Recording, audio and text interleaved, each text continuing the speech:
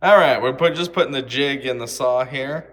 You can see we use a C-clamp to tighten it down. I was just telling Kathy, when you put this in the saw, you want to press this flat against the vise, or as you're tightening the C-clamp, make sure this stays the correct angle against the blade.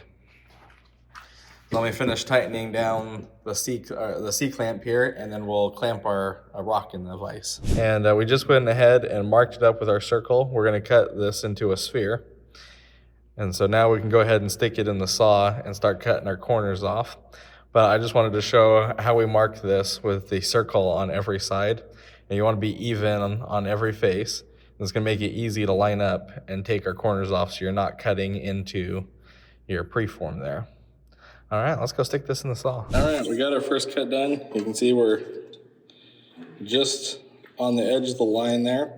So now we're gonna take this cube out and turn it and cut this corner off right there. And we'll repeat that on all four corners until those are gone, and then we'll turn and do our other angles.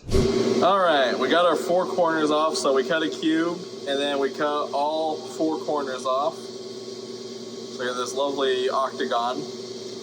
Now we're gonna stick it in the jig and cut the corners off at that angle. So it'll take those corners off right there, and we'll do that on each face to get it'll be 26 total cuts by the time we're done. And that will get us to pretty close to a sphere preform. All right.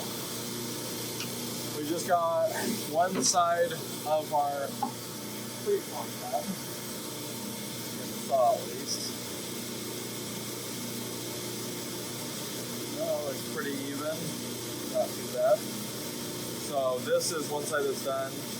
This side is the cube that has the corners cut. So now we'll turn it over on the other side and match all those angles to this. And then we'll be ready to take our preform over to do the grinding.